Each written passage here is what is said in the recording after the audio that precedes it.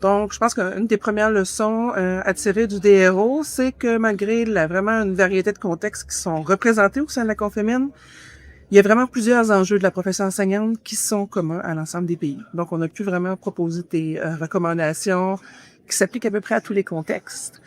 Mais également, il y a des enjeux qui sont spécifiques, donc on a aussi apporté des recommandations spécifiques à certains, aux États et gouvernements membres selon certaines spécificités. La première recommandation, c'est vraiment d'agir de manière systémique sur la profession enseignante. On ne peut pas agir, par exemple, simplement sur la formation initiale.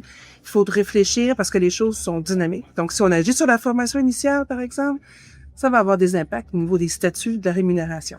Donc, il faut vraiment agir de manière globale, cohérente et réfléchie parce que lorsqu'on touche à un rouage, en fait, ça va avoir des impacts sur d'autres dimensions de la profession. Un autre enseignement, c'est vraiment l'importance des données, je dirais, pour savoir où on va. Donc, savoir d'où on vient, savoir où on va. Donc, les systèmes éducatifs, ils doivent développer des systèmes de données. Et le PASEC, justement, est un des outils formidables qui est à la disposition des États de la Confémine. Donc, on invite à poursuivre vraiment la recherche à partir des données du PASEC sur les questions de la profession enseignante.